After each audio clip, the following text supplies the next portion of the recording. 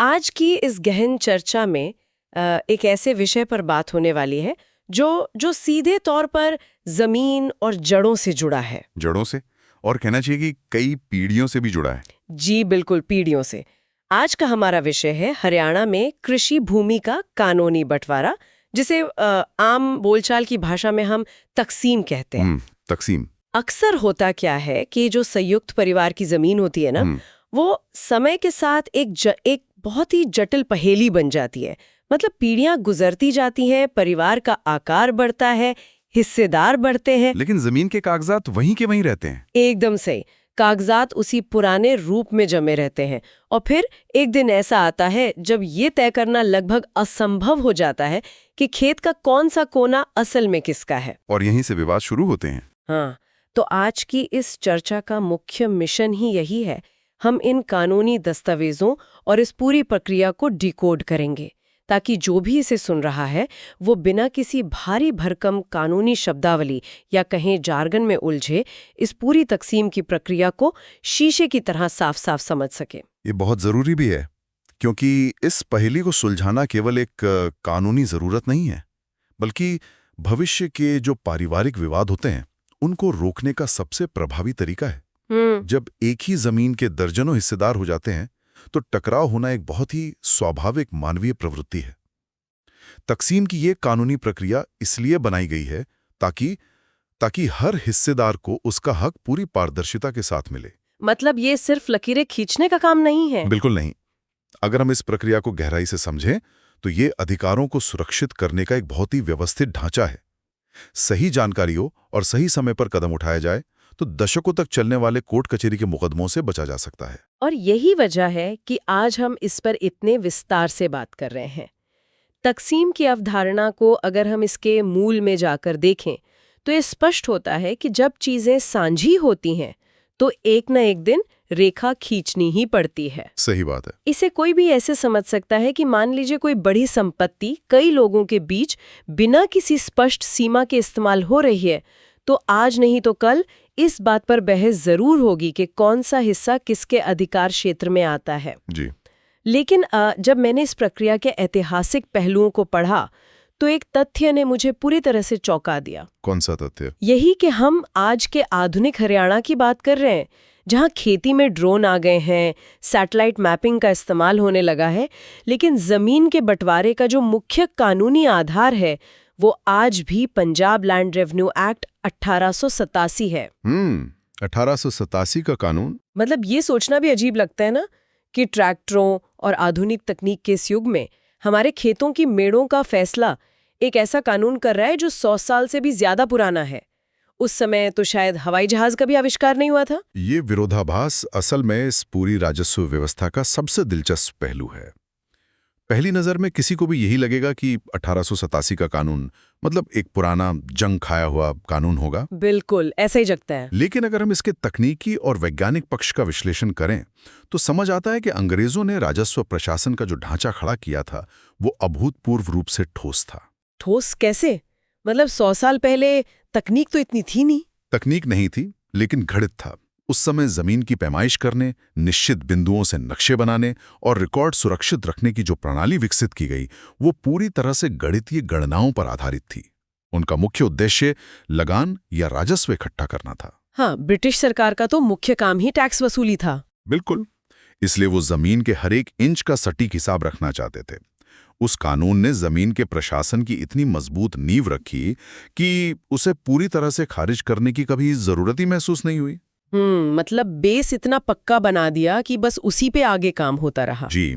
समय समय पर आधुनिक जरूरतों के हिसाब से उसमें संशोधन जरूर हुए हैं, लेकिन जमीन को नापने और उसका रिकॉर्ड रखने की जो बुनियादी प्रक्रिया है वो उसी ऐतिहासिक कानून की देन है। ये बात तो वाकई सोचने पर मजबूर करती है कि कैसे एक सदी पुराना सिस्टम आज भी इतना प्रासंगिक है।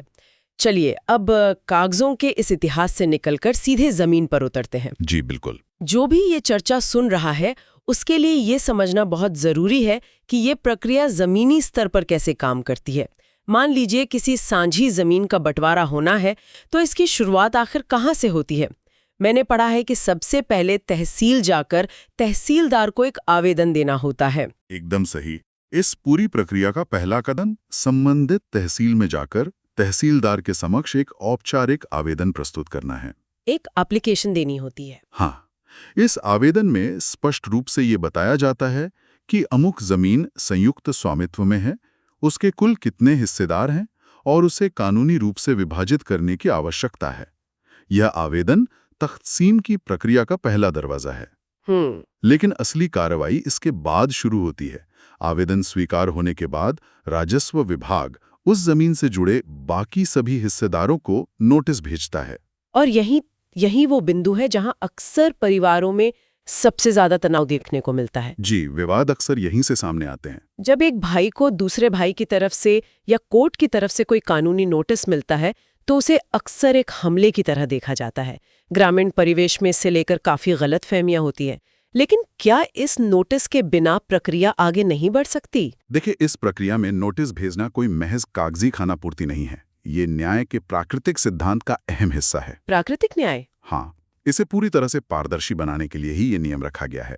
राजस्व विभाग की एक कानूनी जिम्मेदारी होती है कि वो सुनिश्चित करे कि किसी भी व्यक्ति के पीठ पीछे उसके अधिकारों में कोई कटौती ना हो। मतलब किसी को अंधेरे में ना रखा जाए। बिल्कुल।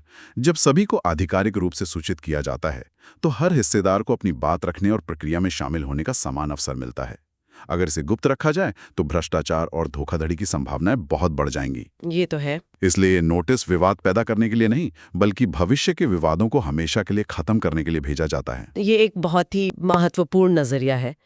पारदर्शिता ही इस पूरी व्यवस्था की रीढ़ है।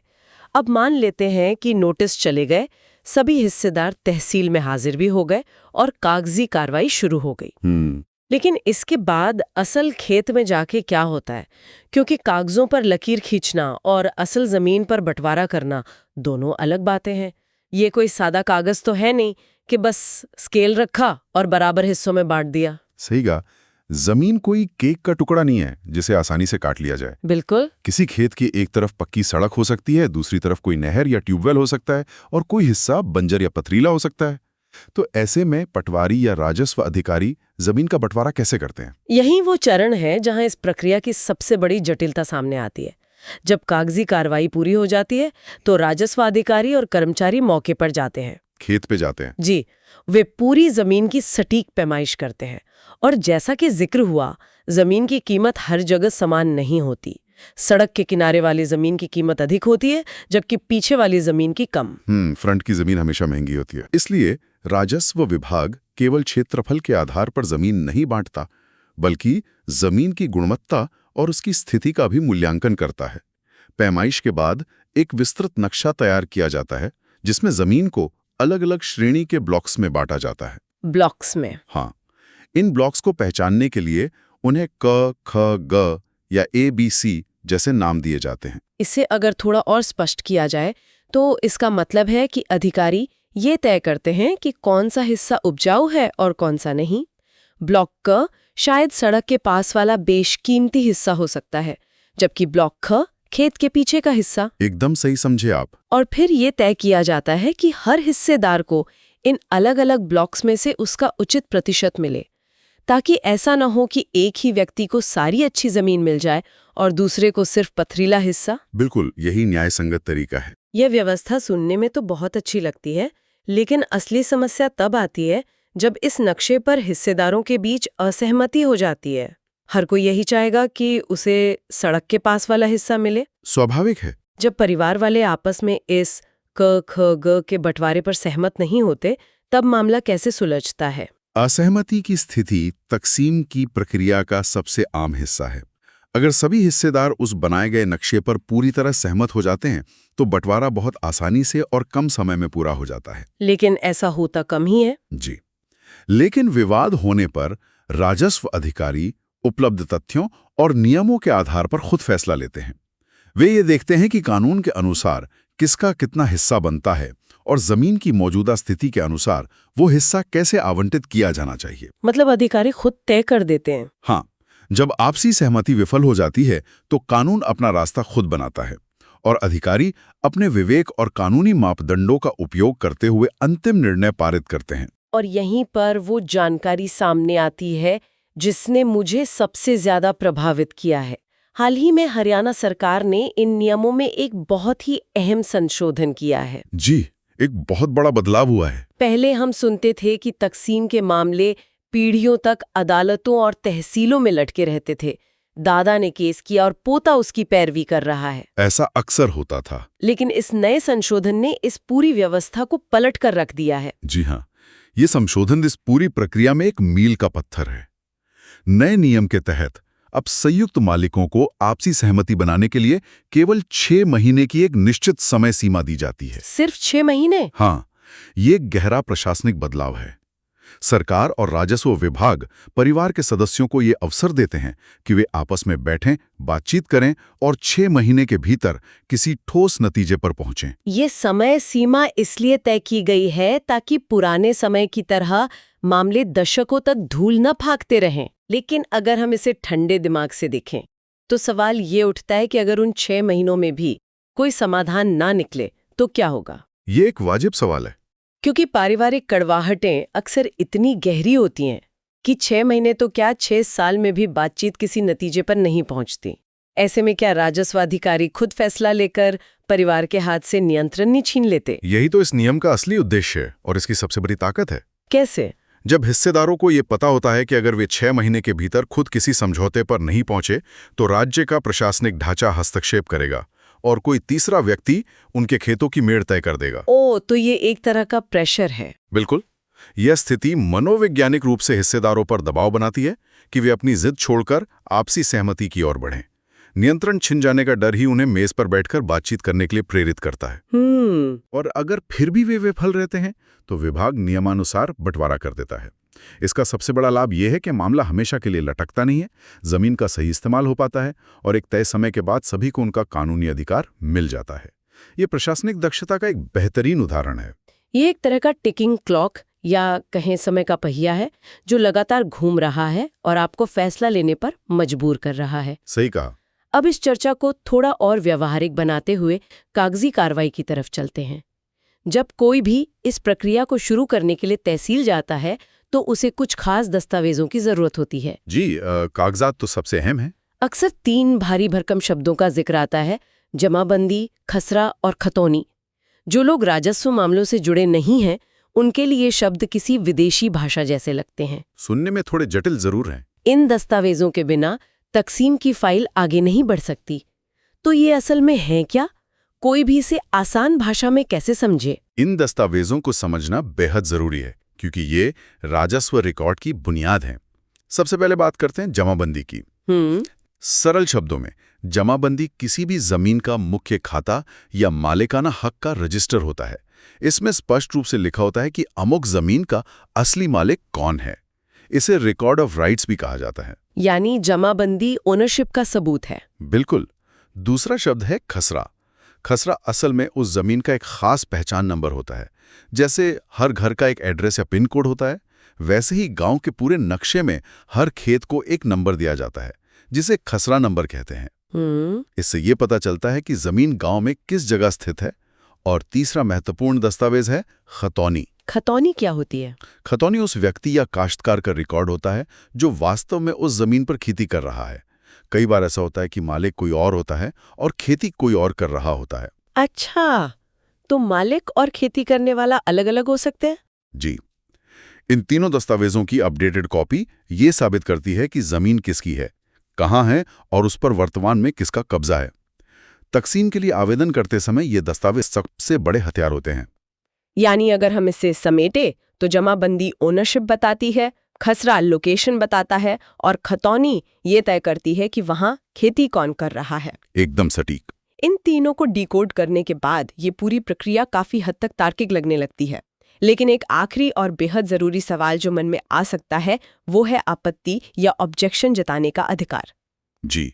मान लीजिए पटवारी ने पैमाइश कर दी, नक्शा क ख ग बन भी गया, लेकिन किसी हिस्सेदार को लगता है कि पैमाइश में पक्षपात हुआ है या जो हिस्सा उसे दिया जा रहा है वो न्याय संगत नहीं है। ऐसा अक्सर होता है।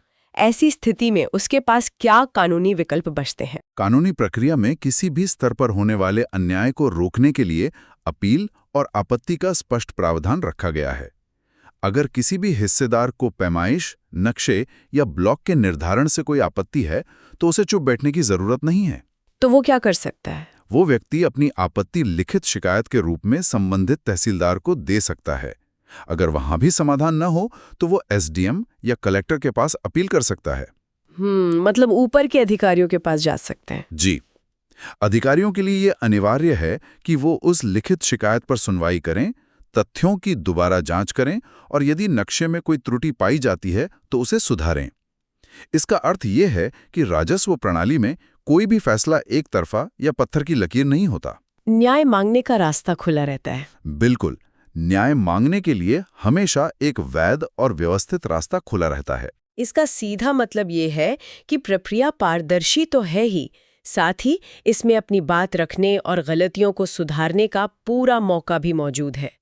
इस पूरी चर्चा से जो निष्कर्ष निकलकर सामने आता है वो ये है कि साझी जमीन को यूं ही विवादों के भरोसे छोड़ देना कोई समझदारी नहीं है। एकदम सही। तकसीम की ये प्रक्रिया चाहे शुरुआत में कितनी भी जटिल लगे, लंबे समय की शांति के लिए अनिवार्य है। जमाबंदी, खसरा और खतौनी जैसी जरूरी कागजात तैयार रखकर और सही कानूनी रास्ता अपनाकर पीढ़ियों तक चलने वाले पारिवारिक मुकदमों से हमेशा के लिए बचा जा सकता है। इस निष्कर्ष से पूरी तरह सहमत हुआ जा सकता है।